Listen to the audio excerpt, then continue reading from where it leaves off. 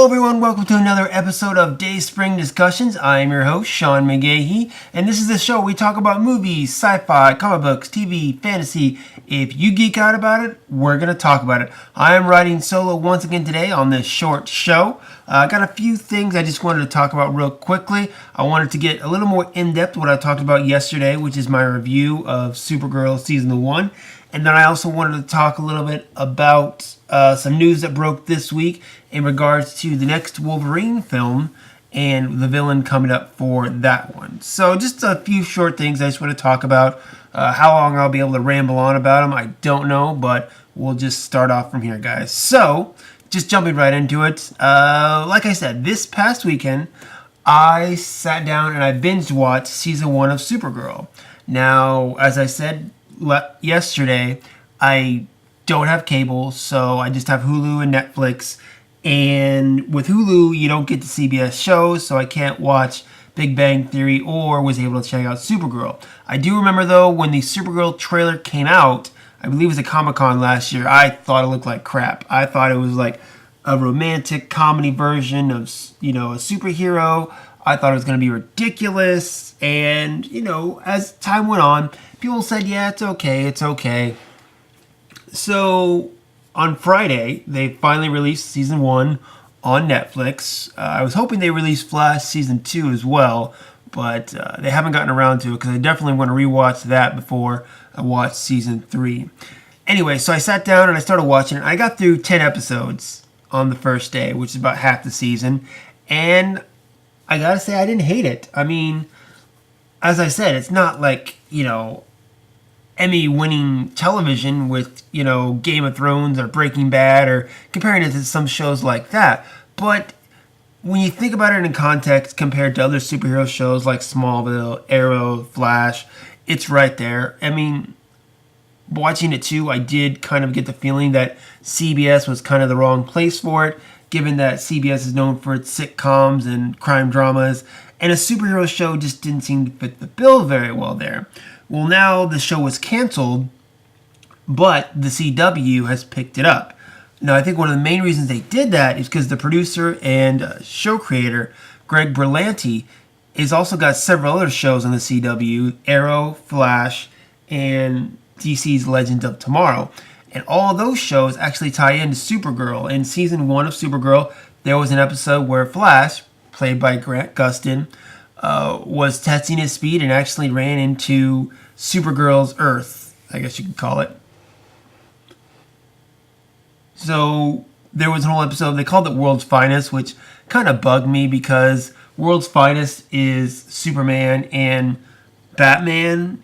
You could bring in Superboy and Robin, you could bring in Batgirl and Supergirl, but don't call it World's Finest if it's got the Flash in it. It's kind of like in an episode of, I think it was either Arrow or Flash. They called it the Brave and the Bold. Well, Brave and the Bold is what's known as Green Lantern and Flash, okay? Not Green Arrow and Flash, okay? So that, things like that, kind of as a comic reader, kind of irked me. But in any event, that episode itself was kind of fun. Grant Gustin's a great actor to have a lot of fun with. See him and Melissa Bonnet, is that her name? Hold on, I'm looking it up. Melissa Boniste, I think I said that right, as Supergirl. They were a lot of fun to watch in that episode, despite the title of it. Anyway, for those of you who haven't checked out the premise of the show, kind of goes like this. Kara was about 13 years old when planet Krypton exploded, and she was to follow her baby cousin Kal-El to watch over him on the planet Earth. Well, Kara took off after Kal-El, and something went wrong to where her ship actually got caught in the Phantom Zone, kind of a dead wasteland for 24 years. In the Phantom Zone as well was kind of a maximum security prison where it held all these intergalactic criminals. Eventually, Kara was able to get out, but in doing so, she also brought that prison with her. And when she landed on Earth, so did all the prisoners. Luckily, it had been 24 years, and Kal-El had grown up to become Superman on Earth. He found a 13-year-old Kara and placed her with a home or foster parents of scientists that he trusted to raise her. Now, of course, one thing I love about the Superman mythology or Superman media, really, I guess you could say, that's a better word for it, is their usage of previous actors that have been in other Superman stuff. For instance, Dean Cain, who played Superman slash Clark Kent on the Lois and Clark, The New Adventures of Superman in the 90s, and then Helen Slater, who played Supergirl in the Supergirl movie back in the 80s. They were the parents that Superman trusted to raise Kara. So I like how, you have a lot of that as well. And there's even an episode, kind of jumping ahead a little bit, it's the Red Kryptonite episode where Kara is infected by red kryptonite and she starts acting bad, where she's at a bar and she turns over some peanuts and starts flicking them and hitting the liquor bottles. Well, that, of course, is exactly what Clark did in Superman 3 when he was on red kryptonite. So there you go, kind of paying homage to that scene, even though Superman 3, I think, is probably the worst Superman movie. And I'm including Superman 4, The Quest for Peace in that. At least I find that entertaining. Superman 3 is just a wreck, in my opinion. But that's neither here nor there. So Supergirl, or Kara, is raised by the Danvers, along with her sister, Alex, who's a few years older than her. And she's, tried to live a normal life until one day her sister's plane goes down and she has to go save her, revealing to the world that there is another super being out there. And then she takes on the title of Supergirl and begins working with the DEO. I think it's the name of it, DEO, DEA. Anyway, it's a government organization that monitors and captures rogue aliens as well. And it is run by the man known as Hank Henshaw. Now, if that name sounds familiar, it's because originally in the comic book, Hank Henshaw was a explorer who ended up becoming the cyborg Superman, and he plays very heavily into the death and return of Superman storyline from back in the 90s. But I like where they went with Hank better in this show than they did. Well, I'm just glad they didn't follow the comic books, really, is what I'm saying. So, anyway, Supergirl works at Catco. Cat Grant, played by Calista Flockhart, who used to be part of the Daily Planet. She now has become this conglomerate in the city of National City, is where this is all set. And she works there with her tech friend, Wynn, who is very much like the Jimmy Olsen, best friend, got eyes for the hero, but she won't give him the time of day. That's kind of his role in it. And then you also have Jimmy Olsen. Now, Wynn is like the Jimmy Olsen that we think of when we think of Jimmy Olsen. This Jimmy Olsen is a little different. He's big, tall, dark skin, no problem there. But he's a lot more smooth. And at first, when I first saw the preview for the show, and I saw this Jimmy Olsen, I was like, this is ridiculous. DC is just, what are they doing with Jimmy Olsen? I'll tell you that. Look at how he was in Batman v Superman. He was a government spy that tagged along with Lois in the desert. And then, they shot him. And in this Jimmy Olsen, he's, a more mature, kind of suave, sophisticated kind of guy. I don't know what they're allowing to happen to Jimmy Olsen, because the essence of the character in the mythology of Superman and the mythology of the DC Universe in general, I have not seen that version for a long, long time in any recent interpretation of Jimmy Olsen. I hope we do get to see it sometime soon, because he is such an essential part of not only the Superman mythology, but the DC Universe in general, I believe.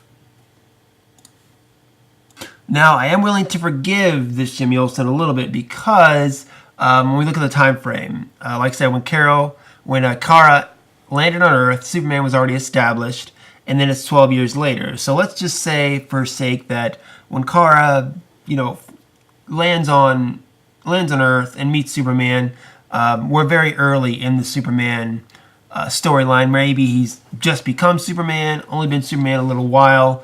Okay, and then it's 12 years later when this show begins. Well, when Kara lands, that means that Jimmy Olsen is young. He's probably the Jimmy Olsen that we all think of. 12 years later, look, I know I'm definitely not the same person I was 12 years ago, so I'm willing to give, for the sake of the story, the benefit of the doubt that Jimmy Olsen was once that bow-tied, doe-eyed photographer at the Daily Planet that worked with Clark and Lois. And then because of his relationship with Superman and the adventures he's been on in Metropolis, he's matured into the character we see on Supergirl. I'm willing to give him the benefit of the doubt and willing to go with it on that, considering the show technically has a Jimmy Olsen character, which is Winn. So there you have it. Kara becomes Supergirl. She's got her secret identity, working with Jimmy, Kat, and Winn at Catco. And then in the meantime, she's Supergirl. She works with her sister Alex and Hank Henshaw at the DEO, helping hunt down alien criminals. And that's pretty much the premise of the show. Pretty simple, not too bad. It's not too complicated. But the best start is, I think, of the relationships and how each character progresses throughout. So just to kind of go through some of the character relationships that mainly, they all center around Kara. You have her sister Alex, who is played by, was it Cheryl Lee? I think that's her name. Anyway, probably the best relationship in the show is between Kara and Alex. They are sisters. They grew up together. Alex kind of looked out for Kara her whole life. And their relationship is just, it's great to watch. A lot of good stuff going on there. I'm going to give a few spoilers away, so just be warned about this. When Alex kills someone, it was actually Kara's aunt. Oh, I forget her name. I want to say it's Sabah. No, that's not it. I forget. What is her name? Anyway, she kills Kara's actual Kryptonian aunt. And then Hank takes the blame for it just so that Kara or Supergirl won't hate Alex for it. And then she finally confesses to Kara that it was her. Just some great stuff going on there between Alex and Kara and their whole relationship. The sister relationship is what it is. And it really plays well off screen because these are two good actresses that really pull it off well. The second best relationship I thought with Kara was with Callista Flockhart's character, Kat Grant. Now, the bummer about going from CBS to the CW is that the show itself is moving from filming in Los Angeles to Vancouver, where all the other CW shows are shot. And I think, if I remember correctly, Callista Flockhart, they were wondering if she was still going to be on the show because she wouldn't be willing to move to Vancouver. Turns out she is going to be a reoccurring guest star in the show. She's not going to be in all the episodes. And after seeing season 1, that kind of makes me sad because how her relationship with Supergirl developed throughout the season was great. You thought in this first episode 1, she was just this bitch of a boss that, made Kara's life a living hell. But then you see the depth of her. Kat is on Supergirl's side, and she mentors not only Supergirl but also Kara throughout season 1. And it's a really unique relationship. I think Callista Flockhart really pulls it off very well.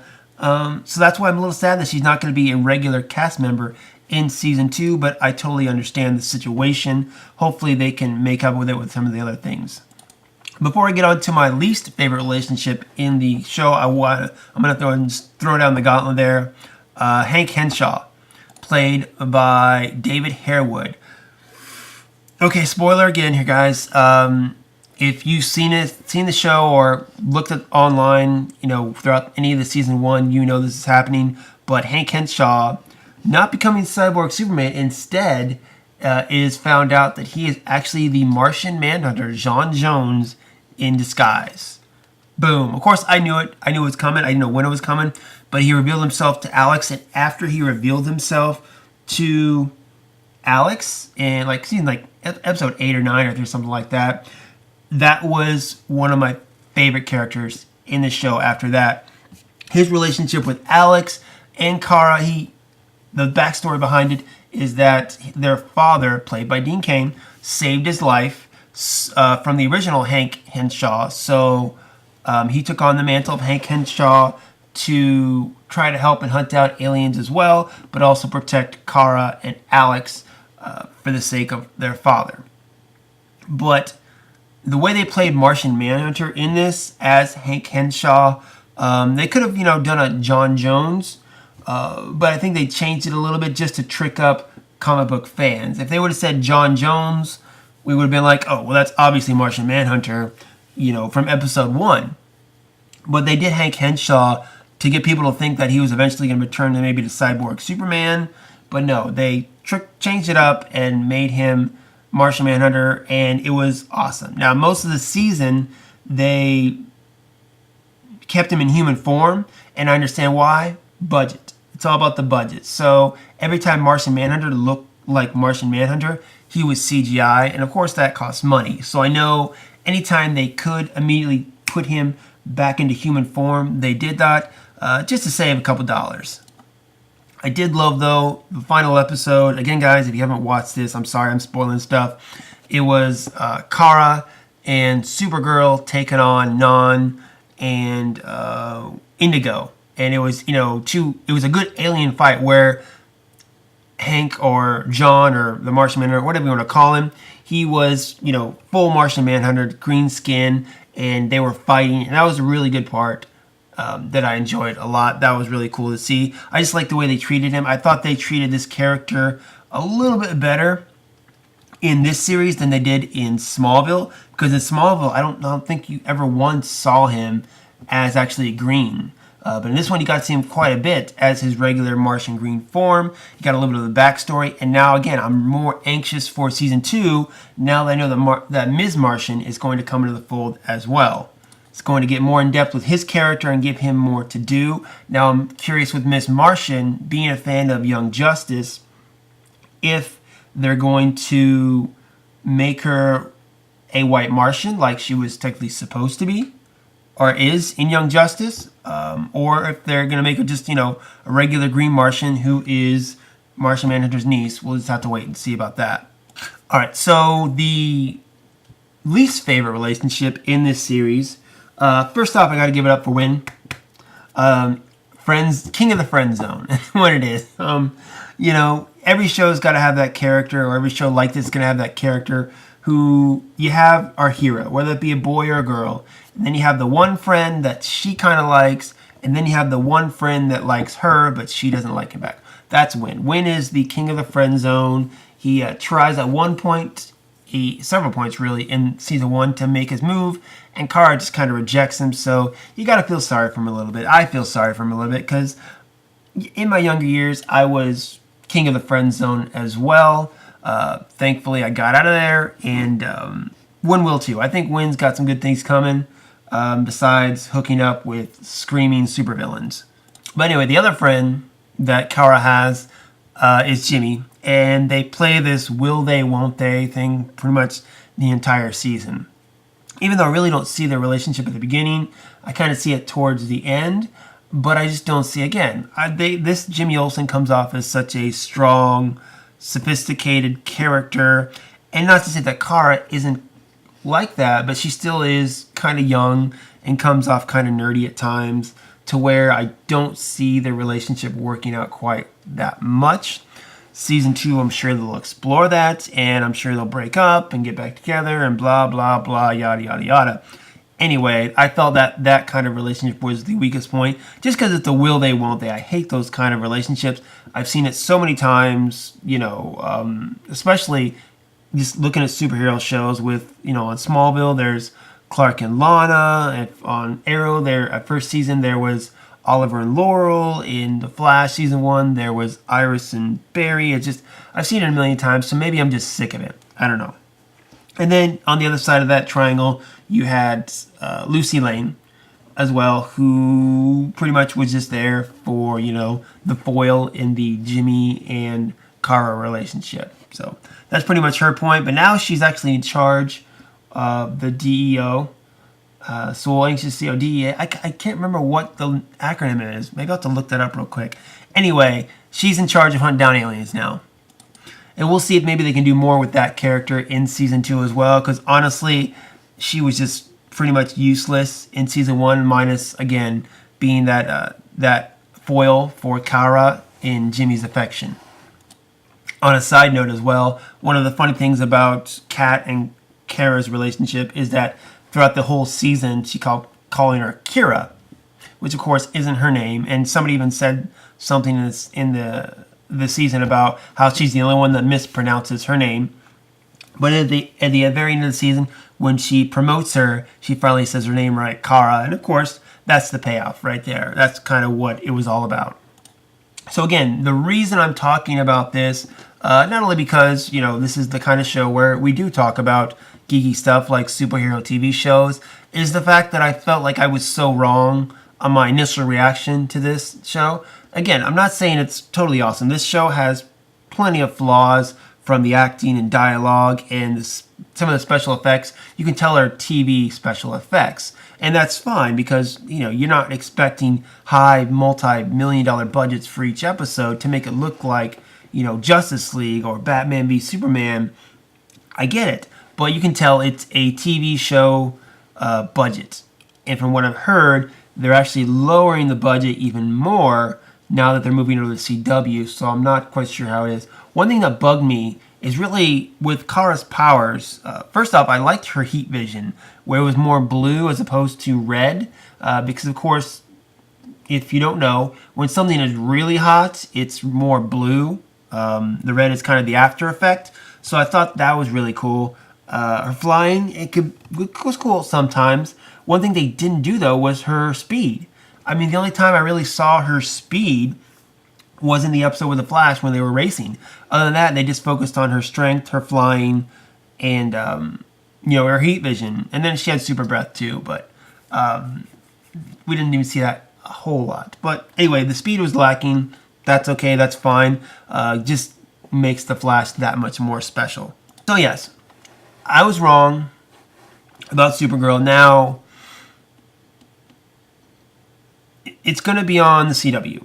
It's going to be a Greg Berlanti produced show on the CW, which is going to be his 4th show. This show, technically, that's going to happen in this, what I call the Arrowverse. I call it the Arrowverse because the whole thing started with the show Arrow, then spun off to Flash, DC's Legends Tomorrow, Supergirl, and even the animated show Vixen, which is strictly online. You can find it on the CW Seed. I know they're going to do season 2 coming up, but it's an animated show. But Vixen was featured in an episode of Arrow this last season, and she's going to be, I think, a regular in DC's Legends Tomorrow, if I remember correctly. But she does have her own animated show that's part of the same universe. It's on the CW Seed website if you want to check that out. But anyway, it's about the universe. It's about this television universe that I feel is a better shared universe than what DC and Warner Brothers is doing in their movies. With their movies, Man of Steel, I didn't like. Batman vs. Superman, I didn't like the theatrical cut, but I did like the ultimate cut. And then Suicide Squad, I didn't hate it. I didn't love it, though. I didn't think it was really anything special. Be curious to see what a director's cut is like, but as far as theatrical cut, I saw it once. I really see no need to ever watch that movie ever again. We got Wonder Woman and Justice League coming up next year. Those both look great, but as of right now, just based off the 3 films that I saw that have been released from Warner Brothers and DC, I'm not so thrilled about. Meanwhile, on the flip side, we have DC shows. Now, I'm not a fan of Gotham, so you can't do that. Just like on Marvel's side, there are Marvel TV shows such as the Netflix shows that I really like, but Agents of S.H.I.E.L.D., I watched a couple episodes, and no, that's not doing it for me. Same thing with Gotham. I watched a couple episodes, couldn't get into it. I'll stick with the CW shows. But the Arrow, I like, minus this last season. Really like The Flash. DC's Legends Tomorrow, really not doing it for me too much. But then, of course, you got Supergirl. So you have these shows that are Greg Berlanti shows that are all one shared universe. And that's what it is. It's the payoff. It's why a lot of us like TV, or why I prefer TV over over movies, because you grow with the characters. It's an investment, so to speak. Okay, I always compare it. Movies are like a one-night stand. Okay, it's the same thing over and over again. Whereas an actual relationship, you go through different stages, you grow, you change. It's an investment, And the thing about the shared universe is it's a comic book. Growing up reading comic books, you would have Superman pop up in a Batman storyline, or you would have Spider-Man pop up in the Avengers or something like that. And that's the great thing about these shared universes, both in movies and in TV that they're doing, is that if you have like one character, you see them in something different. Like, say, for instance, Supergirl. You had that episode where the Flash guest starred. Well, I've watched the Flash for 2 seasons. I know what the character's like. I don't have to be introduced to him. So it's much easier for them, trusting that you have the same audience that watches the Flash, watches Supergirl. So you don't have to explain to his whole history. You just put him in there and say, like, okay, let's see him interact with Supergirl. And he did. And it was, like I said, it was a fun episode to see those two characters interact with each other. And that was awesome. Now, if I were to take the current seasons of Greg Berlanti's shows, like, say, Flash season 4, Supergirl season 1, Legends of Tomorrow season 1, Flash season 2, I would honestly put Supergirl season 1 as my second favorite season of Berlanti's shows this year. I would definitely put Flash season 2, best one. Then I put Supergirl season 1. Then I would put Arrow season 4, even though that show has gone tremendously downhill. And then DC's Legends Tomorrow, I'm just not into. I've watched a couple episodes of it, and I've tried to get into it when I heard that certain storylines were going on, but I haven't watched the full season. I've watched, the season premiere. I watched a couple episodes. I watched season finale. Maybe I'll try to pick it back up for season 2. But chances are I'm probably going to end up, that's going to be other shows, the one I'm not going to look forward to watching each week. But in any event, Greg Berlanti and the people over at CW already said they've got this giant 4-series crossover 4-part that they're going to do with all 4 shows. And that's awesome. I think that's really cool. Again, just as a guy who grew up reading comic books, seeing characters jump from, cover to cover and seeing a storyline go throughout multiple titles, this is exactly what it feels like. So it gets me excited. So the whole point to this whole long spiel that I've looks like been doing now for almost 25 minutes has just been about Supergirl. So if you are a fan of The Flash and Arrow and Smallville and superhero shows like that, you're going to fit right into Supergirl. It goes in there really good. Character-wise, it's really great. I think you're really going to enjoy it. And again, one of the things that when I started watching this was I want to know if I'm going to be excited to watch Supergirl season 2. I want to know if it's going to be worth my time. Hulu has yet to put Supergirl on their site. I'm hoping they will do that soon. I'm very surprised that Netflix has put it on there, but yet Hulu has not. I think it'd be a big mistake if the CW or Hulu missed out on that show, considering it's on the CW now, so technically it falls in their jurisdiction. So I want them to see that on Hulu so I can watch that each week. I think it'd be a huge mistake if they didn't do it, considering they have the other Greg Berlanti superhero shows on there too. But in any event, I like Supergirl. I recommend, if you like The Flash and Arrow and all that, I recommend checking it out. It definitely got that girl power vibe. You got the sisters and the female lead and all that stuff. Great, good show. A couple episodes that I recommend. The pilot was pretty good. What else? The Red Kryptonite episode. It was okay. It wasn't as good as the Smallville Red Kryptonite episodes, but it was decent. One of the ones that I really liked was the Manhunter episode, where pretty much you got into the background of Martian Manhunter and how he took on the persona of Hank Henshaw and what he's done since then. That was a really good episode. Oh, I totally forgot to mention another great part of this show, which is Peter Facinelli as Maxwell Lord. That's right. Maxwell Lord, who has been in the comic books, is a supervillain, and they pretty much played him like the Lex Luthor of this show, where he's rich, he's very smart, and he's out to get Supergirl, but he also is a what's the word I'm looking for? Is also an ally at times. In the season finale, when the Kryptonians were attacking, Supergirl and Kat had to team up with Maxwell Lord to try to save the world. It happens, but I thought he did a great job. I've never seen him as a villain before, so to see him in that context, I thought was really cool. But yeah, he was another very good highlight of the show. But like I said, go check it out, guys. It's on Netflix, season 1. Check it out. The season finale, the thing that bugged me about the season finale, it was good. I said, I mentioned the Supergirl Martian Manhunter fight with Non and Indigo, which, by the way, Laura Vanderboot, again, a Superman alumni who played Supergirl on Smallville. So you have Helen Slater and Laura Vanderboot, who both played Supergirl in live action versions, being on the Supergirl show. So there it is, paying homage once again. Indigo was a stupid character, though. I'm sorry that you didn't pull it off. Nothing against you, Ms. Vanderboot, but I'm sorry. But yeah, that was a good fight. There was the speech at the end there where in the season finale, Non had everyone under mind control. Okay, never mind. I'm not going to spoil it for anymore. I just realized I'm telling you to watch this series and I'm giving you all these spoilers. So I'm not going to give anything more away. Needless to say, there was a very cheesy part at the way the season finale started, but then it finished strong, like I said, with the fight and whatnot. So go check it out, guys. It's really cool. Just something I think it's up my alley. I hope it's up your alley too. And like I said, if you're a fan of Arrow and Flash, definitely try to catch up so you can get on season 2 when it comes out next month.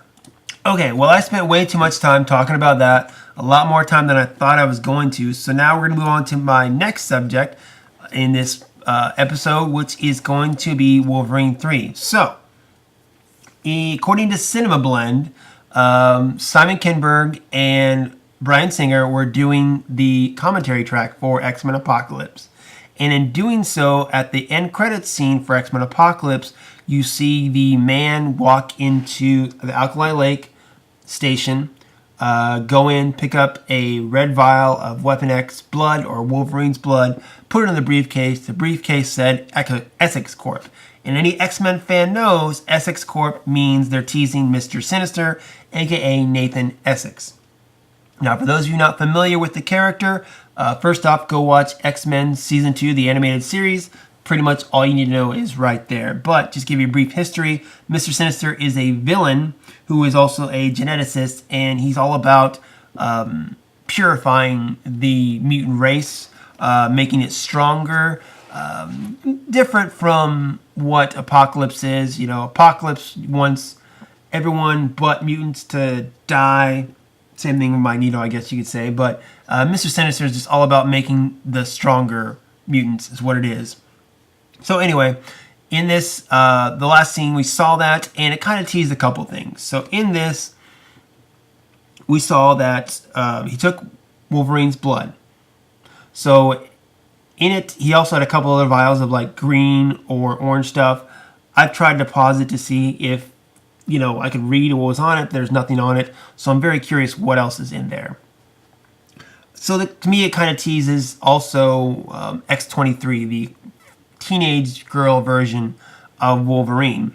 Now, when they put that in the end scene, people were curious what they were going to use Mr. Sinister for, because the next couple movies, you got Wolverine 3, you got Deadpool, and then, of course, I'm sure there's another X-Men movie coming on the turnpike. Well, in this commentary, Kinberg and Singer basically revealed that Mr. Sinister is going to be a villain in the third Wolverine film, which comes out March 2nd, 2017. Directed by James Mangold and starring Hugh Jackman and Patrick Stewart. Both of them said to be their last appearance as their infamous characters, Wolverine and Professor X. Now, this kind of threw me off a little bit. First off, we've heard that the third Wolverine film is going to be loosely based on the Old Man Logan storyline. The more we learn about it, I feel like it's not going to be that. Because even they're talking about the Reavers, which are like cybernetic, hunters, so to speak, that don't like Wolverine. And they are led by, actually at one point, they were led by Lady Deathstrike, who, Lady Deathstrike, if you remember, was in X2, played by Kelly Hu. She's the girl with the long adamantium fingernails that Wolverine fought. Kelly Hu, by the way, I met at the Austin Comic Con several years ago. Really nice girl. I talked to her mainly about Young Justice, though, because it was just when Young Justice was canceled, and she does a voice for that, so I was trying to get some information from her about if she knew the fate of the show. She said she didn't know anything, but anyway, that'd be cool also if they brought her back to do Lady Deathstrike and to lead the Reavers against Wolverine in this film. I guess we'll just have to wait and see. And then, of course, in this movie, they're talking about being a road trip film as well, which is what Old Man Logan was. But, of course, in the comic book, you had Hawkeye, and you can't use Hawkeye because Hawkeye is part of Marvel Studios, and X-Men is owned by Fox, and there's the whole rights issue, which I don't think is going to mix anytime soon. So anyway, with Mr. Sinister going to be in Wolverine, like I said it was a bit of a surprise, just because Mr. Sinister and Wolverine don't have a close relationship. Just to give you a little history again about the character, Mr. Sinister is all about Cyclops and Jean Grey, is what it is. Cyclops and Jean Grey are Omega level mutants, which means their DNA has the ability to produce very powerful mutants. And Mr. Sinister, throughout the X-Men history, has gone out of his way to make sure Jean Grey and Cyclops have a child. Just for instance, okay, in the Dark Phoenix saga, Jean sacrifices herself because she's afraid she's become too dangerous, and then Cyclops is left without her. Well, after a while, he goes away from the X-Men, goes to Alaska, and he meets this woman known as Madeline Pryor, who looks an awfully lot like Jean Grey.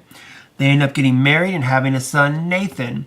Well, we come to find out Madeline Pryor is actually a clone of Jean Grey created by Mr. Sinister because, yes, he wants them to have a kid. He wants their genetics to mix to create a better mutant, aka Nathan. And then the old Jean Grey comes back. Madeline gets crazy, and it's the whole thing that ensues. But really, that feeds into another thing that I think might happen in this film as well, is the introduction of Cable, perhaps. Now, at the post-credit scene of Deadpool, Ryan Reynolds, aka Deadpool, did his Ferris Bueller tribute and told the whole audience that the Deadpool sequel will have Cable in it. Cable, if you don't know, is the futuristic mutant who is actually the son of Madeline Pryor and Scott Summers. Yes, that's right. That little baby I talked about, Nathan, is Cable. Now, what I can see is if it's going to be Old Man Logan, where it's going to be set kind of in the future, it makes sense where we see in the future a Cable. Makes sense there. Maybe he time jumps in this film and goes back to the present to hook up with Deadpool. I don't know, but I think it would be a great introduction to the character as well. Maybe even his twin nemesis, what's his name? Strike, something like that. Yeah. Anyway, it's Apocalypse's clone of Nathan to fight Cable. It's a whole thing. It's a whole complicated mess. If you want me to tell you the whole story between Cable and Cyclops and all that, just let me know. I'm not going to get too much into it. Needless to say, Mr. Sinister in the next Wolverine film, I'm fine with it.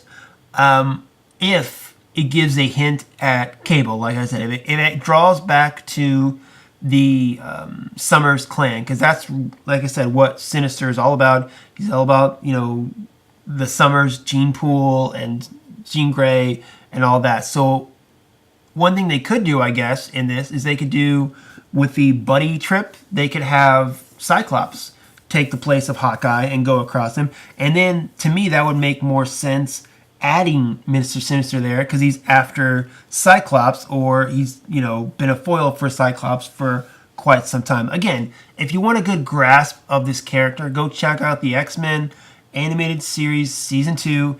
You get what this character is all about. You get what you're going to be expecting in the Wolverine film. Because really, I have no idea what to expect of this film at this point. Like I said, they were talking Old Man Logan. They're talking Reavers. They're talking Mr. Sinister. I'm just like, okay, well, this is all just one jumbled mess, maybe. But James Mangold in the second Wolverine film, The Wolverine, was pretty decent. Way better than what X-Men Origins was, I'll tell you that. So I'm going to trust him on this. The director's cut of The Wolverine, that's the one I recommend you go see or rent or check out or whatever. The theatrical cut, not too big of a fan. It was, yeah. but the director's cut I like a lot better. So if I would recommend to see what James Mangold could do with the character and give you a little taste of maybe what Wolverine 3 will be like, go check out the director's cut of the Wolverine. Gives you a little preview there, maybe what to expect from this film. In any event, it is a X-Men film, so I am going to be excited, probably be there opening night to watch it. Now, also another X-Men related thing to talk about was the deleted mall scene from X-Men Apocalypse came online this last week as well. I know X-Men Apocalypse is available for digital download right now, and I'm pretty sure the Blu-ray comes out like next week or the week after. I blew my money on Captain America Civil War and the Transformers animated movie Blu-ray this week, so I'm not sure if I'm going to have enough money to buy X-Men Apocalypse, but maybe I can squeeze it out somehow. We'll just have to wait and see. In any event, there's a deleted scene on the Blu-ray about where Cyclops, Jubilee, Jean Grey, and Nightcrawler go to the mall. And of course, in the 80s, malls were all the rage. And you had the song, what's that? The safety dance song. You know, we can dance if we want to. We can leave our friends behind. And it's that song's playing in this mall montage they're doing. It's a fun scene. I'm kind of disappointed it wasn't in the film. Maybe like Singer did with X-Men Apocalypse, he'll put it back in there because not X-Men Apocalypse, X-Men Days of Future Past. Because there's another edition called the Rogue Cut of Days of Future Past where all the Rogue scenes that had Rogue in them were taken out of the film for the actual cut, but then Singer put them back in and called it the Rogue Cut. Now, I've heard that there is a lot more of Jubilee in scenes that were taken out for the theatrical cut of X-Men Apocalypse. So maybe Singer might make a Jubilee cut and add that mall scene back in there as well as a few other things. It was just a nice, lighthearted scene that I thought would have worked pretty well, at least with the younger characters, because that's what the focus is going to be now in the X-Men movies. I want to go back to seeing Cyclops, young Jean Grey, young Cyclops, young Storm, all that. I think it'd be really cool to see that and see where they go from there. As far as Mr. Sinister, I would love to see Mr. Sinister be the foil in the next X-Men film, and maybe just in the Wolverine film a little bit. Again, my whole thing with Mr. Sinister is I would like him to be there to set up Cable. Let's see, be him in there. We're in the future because it's allegedly based on Old Man Logan. So let him be there to kind of set up the creation of Cable and then have Cable time jump back to the present and set him up for the next Deadpool film. That's my idea. That's my thought. 20th Century Fox, let me know. I got a lot more ideas as how to use the X-Men better than what you're doing. Okay? Alright guys, well I think that's going to be it for me today. I guess I had those two subjects I wanted to get off my chest. So again, Supergirl Season 1, if you're a fan of Arrow and The Flash, I recommend going checking it out. I think it's definitely better than DC's Legends Tomorrow, and I am looking forward to Season 2 on the CW. Then Mr. Sinister going to be in the third Wolverine film. Okay, whatever. Just depends on how they use him. I think he's a much more important character than just to use him in the Wolverine. And I'd like to see him set up something or carry over into a mainstream X-Men film. We'll just have to wait and see, guys, okay? Questions, comments, you know where to hit me up on social media. The Facebook group, the Twitter, dayspringdiscussions@gmail.com. You can hit me up personally at Slim, S-L-Y-M, Dayspring12. That's right, kids. I named this podcast after an X-Men reference because I am that big of an X-Men fan. But you can find me, Slim Dayspring12, on Twitter and Instagram. Let me know, guys. Until then, I guess I just have to sign off saying, you picked the wrong house, bub.